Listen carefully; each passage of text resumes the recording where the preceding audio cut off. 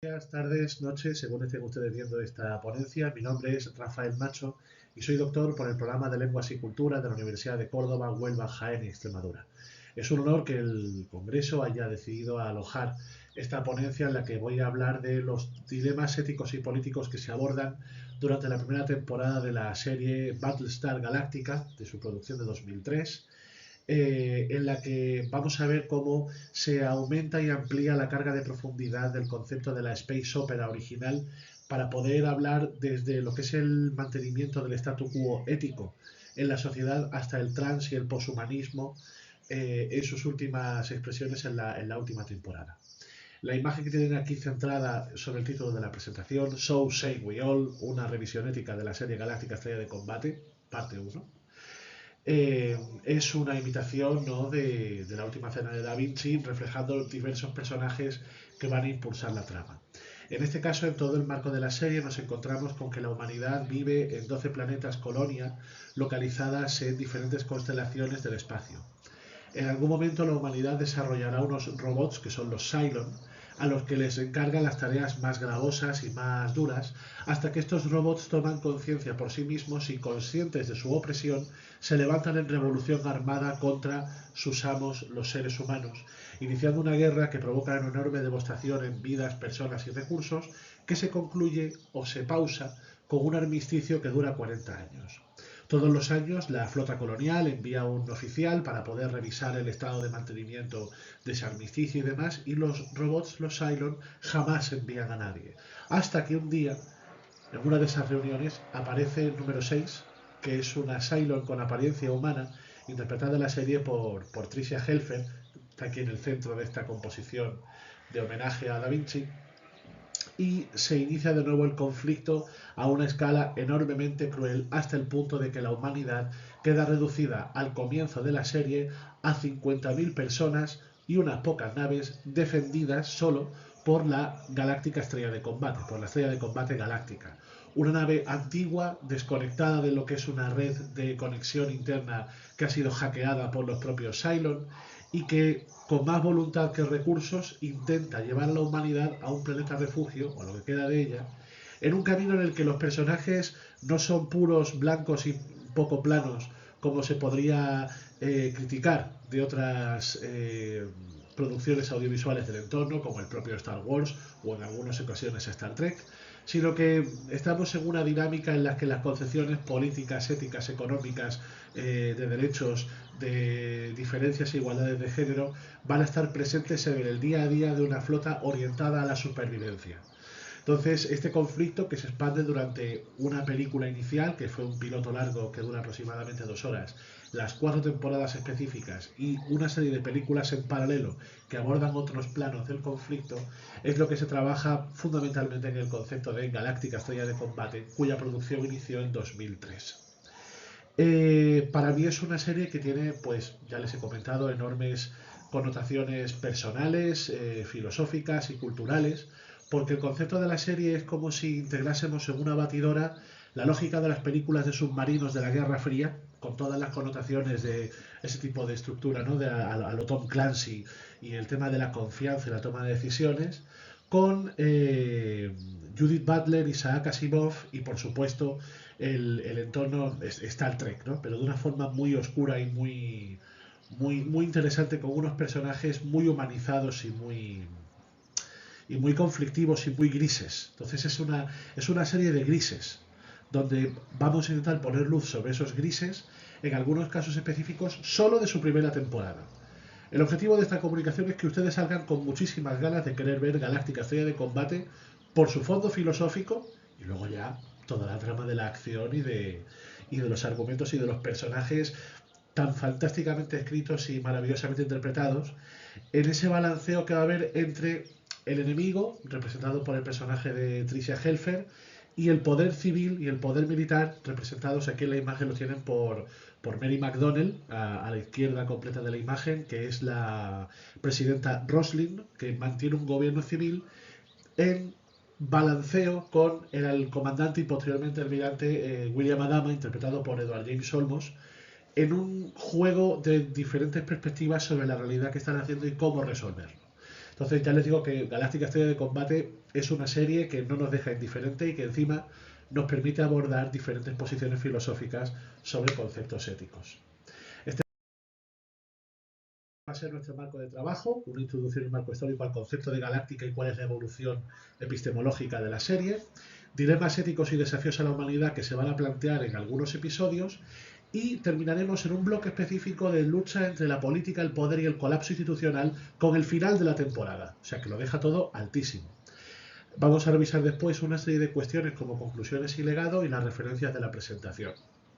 Muy importante que para acotar el análisis cultural y filosófico que vamos a hacer de esta serie, la hemos acotado a temas específicos de debate ético de su primera temporada, contenidos en su primera temporada. Hay algunos temas que se empiezan a abordar en esta temporada y con el propio concepto de lo que es una serie a largo se van a desarrollar en otras temporadas posteriores. Entonces, no son objeto de este estudio que les traemos hoy aquí al Proyecto Nomos. Bueno, en la imagen tienen ustedes aquí arriba al señor Glenn A. Larson, que en el año 1978, influenciado muchísimo por el enorme impacto que supuso la obra de Star Wars de George Lucas y lo que había conseguido Gene Roddenberry en los años 60, ya dedicamos en el anterior proyecto Logos una presentación al señor Roddenberry, plantea la historia de Galáctica Estrella de Combate como una justificación del origen de la humanidad a partir de teorías pseudocientíficas y pseudohistoricistas como las que popularizó en los años 70 Eric von Daniken al respecto del concepto de la arqueología prohibida y los antiguos astronautas. Lo que hoy en día es un hit en el canal de historia, haciendo un estudio prospectivo y siempre con preguntas capciosas al respecto de la explicación de elementos arqueológicos y arquitectónicos que aún no se han podido trabajar desde el punto de vista científico, pero que permiten la elucubración graciosa y chistosa. Este señor, que también fue el autor, como están viendo, de El coche fantástico, culturalmente y estéticamente ustedes escojan, plantea la primera serie de Galáctica Estrella de Combate, donde el conflicto que acabamos de señalar de la serie posterior también está presente de otra forma.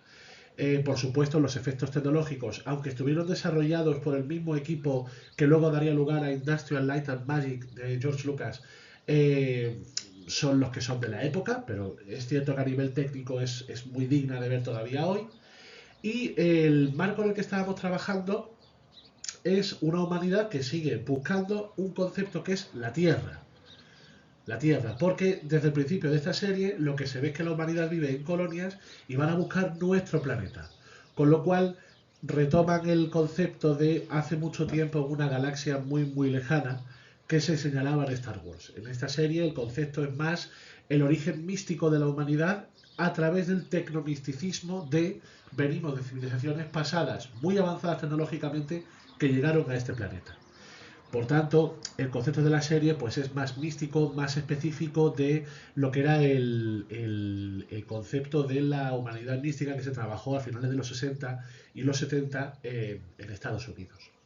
¿Qué ocurre? Siendo ese el concepto de base y ya apareciendo todos los elementos que luego se van a retomar, en 2003, a finales de los 90 hasta 2003, Ronald D. Moore, que es el señor que aparece aquí abajo y que es, por ejemplo, el productor ejecutivo de otras series como Outlander, este drama histórico, romántico, con sus ciertas connotaciones, porque la primera temporada también es muy dura.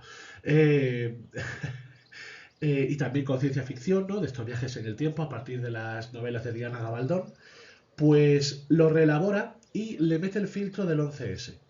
Entonces, lo que en la primera galáctica es un conflicto armado a gran escala, que también transmira mucho del elemento de la Guerra Fría, en este caso lo convierte Ronald D. Moore en un conflicto fundamentalmente religioso y de poder, puesto que en este caso los robots Cylon que han generado estas copias de la humanidad son claramente monoteístas y además integristas radicales religiosos que provocan un ataque terrorista utilizando el espionaje contra la humanidad, devastándola en cantidad y en calidad. Entonces, la influencia del 11S es clara. También, por ejemplo, en ese mismo entorno de esa misma época, la serie Star Trek Enterprise, en su segunda temporada, comienza con un ataque inesperado contra la humanidad que provoca miles de millones de muertos y que desemboca en una búsqueda y captura de esos terroristas que han atacado a la humanidad, como si hiciesen los Navy SEALs después del ataque del 11S. En un caso nos encontramos con un heroísmo clásico en los años 70 de malos muy malos, buenos muy buenos y simplemente la complejidad del día a día. Mientras que en el caso de Galáctica Estrella de Combate hay un enfoque más cínico y paranoico, donde cualquiera puede ser un espía o un traidor, porque hay robots con apariencia humana que trabajan para los Cylon y hay un humano que por el amor, el capricho erótico y demás vende a la humanidad a los robots que la han destruido. Entonces pasamos de una evolución del concepto de space opera hasta el posthumanismo en las últimas temporadas, en una serie de productos que hay tanto películas como series, miniseries, libros, novelas gráficas, que comienza en el año 78 y por el momento concluye oficialmente en 2009 con el final de Galáctica Estrella de Combate, y creo que llegamos hasta 2011 con otros byproducts de secuelas de serie que no funcionaron tanto como fue el caso de Caprica. Entonces vemos que tenemos un conjunto de medios que pues, tiene unos 40 años de desarrollo, ¿no? Entre unas modalidades y otras. ¿Qué es lo que nos vamos a encontrar aquí? Pues en este contexto, su primera temporada son 13 episodios en los cuales, como ya hemos señalado en la introducción, hay una tensión constante porque no toda la humanidad es proclive a la colaboración y la cooperación bajo un mando militar y un mando civil dudoso, sino que hay mucho conflicto de intereses privados, personales, de grupo. Y además hay que estar elaborando el concepto de la guerra de religión. La humanidad en Galáctica es politeísta y creen en los dioses del panteón helénico. En este caso, en esta serie, nos hemos trasladado al mundo helénico, mientras que en la primera serie era el mundo egipcio. Entonces, los personajes llevan nombres como Atena o Apolo. Entonces, utilizamos un contexto de politeísmo griego, mientras que los villanos, los Cylon, el enemigo, en este caso, es monoteísta e integrista, como podría serlo el catolicismo del siglo X. O sea, es un concepto casi de cruzados contra politeístas, ¿no? O ese decaimiento y declive de la Roma imperial cuando se adopta el cristianismo en sus diferentes conceptos como religión oficial del imperio y ese desemboque hacia una conclusión final del mismo. La serie además plantea un realismo sucio porque todos los personajes mínimo tienen problemas psicológicos, tanto por el trauma de la guerra y de la destrucción de la humanidad, como por sus propios pesos y losas personales y la toma de decisiones que han afrontado en el pasado. Y luego también se dejan arrastrar por sus propias pasiones humanas al respecto del amor, la sexualidad o incluso el consumo de estupefacientes para poder llevar a cabo su trabajo y su día a día. Lo cual provoca una afinidad tremenda con la audiencia porque estamos todos en un contexto de crisis económica y de crisis de seguridad y de caída de los imperios occidentales que nos coloca a todos en el mismo prisma, ¿no? De cinismo y de supervivencia. Entonces ahí se genera esa afinidad con los espectadores. Vamos a entrar en materia, vamos a la primera temporada, primer episodio que se llama 33, en el cual los Cylon han colocado una serie de dispositivos en la flota colonial que cada 33 minutos les pueden localizar y pillar. Entonces la tensión se mantiene en todo el episodio porque en cualquier momento nos vamos a encontrar con que llega el enemigo y nos destruye. ¿Qué ocurre? Que en mitad de todo esto aparece una nave extra que ya no se tenía localizada, que es el Olympic Carrier. El Olympic Carrier lleva en su interior 1.300 personas. Pero claro, de esas 1.300 personas, no todas son personas, sino que a lo mejor también hay Cylon infiltrados. Y además, no se puede confirmar que esa nave no tenga o no sea directamente una nave cargada con armas para provocar una enorme detonación en la flota y acabar destruyendo todo lo que queda de la humanidad. Entonces, el conflicto nos enfrenta aquí a Immanuel Kant y Jeremy Bentham al respecto de qué hacemos. ¿Destruimos a 1.300 personas porque tenemos la sospecha de que pueden destruir a 50.000? o somos generosos y somos correctos y sometemos a un escrutinio, elaboramos cuál va a ser el curso de acción, filtramos quién es bueno, quién es malo, para poder tener más gente y de alguna forma el objetivo mayor cumplirlo. Ese es el gran conflicto, porque además tenemos la prisa, el azúcar de cada media hora nos están pillando y tenemos que seguir huyendo y escapando. Este argumento que luego cierta saga galáctica en su episodio 8 lo va a reflejar de una forma parecida. Entonces, el conflicto que se plantea aquí nos lleva a el imperativo categórico de Immanuel Kant o la resolución felicífica de la búsqueda de esa felicidad y del mal menor y del utilitarismo que plantea Bentham. No les quiero hacer spoiler, pero al final se destruye la nave y eso va a ser un trauma acumulado en la serie. Con lo cual, la serie toma decisiones, se posiciona al respecto de Bentham, pero sin embargo todos los personajes en ese momento tienen las manos manchadas de sangre. Y es un elemento psicológico que se va a arrastrar por los personajes en todo lo que estemos interactuando con ellos. Con lo cual, aunque se opte por la decisión utilitarista, no se hace sin descargar el hecho de que se ha cometido un error y un elemento negativo ético en el mismo enfoque de la serie. Por eso la serie es tan interesante, porque no plantea una situación de... No, porque los personajes van a quedar toda la serie con la sensación de aquí nos equivocamos. Entonces es por ello que este choque tan interesante se plantea desde el capítulo 1, o sea, no nos sueltan. Con respecto a lo que es las necesidades de la humanidad, en el capítulo 3, el Día de la Bastilla, se plantea que nos estamos quedando sin agua. Porque claro, están huyendo todo el rato y hay una nave que tiene agua y es la potabilizadora de todas. Se asume que todo el mundo aquí es generoso y que va a dar el agua sin ningún tipo de reemplazo y de recambio porque es necesario para poder abastecer de agua a toda la flota.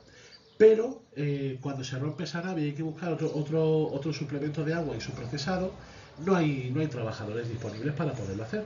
Entonces resulta que entre toda la flota estelar está una nave que es una nave cárcel en la cual están prisioneros, que son personas que han cometido errores contra el Estado, contra personas, son terroristas, o sea, son personas que están legítimamente condenadas por el sistema, a los cuales se les plantea como una especie de reconducción y de reducción de su pena el que trabajen de manera semiforzada, acarreando el agua y haciendo posible el tratamiento de todo esto.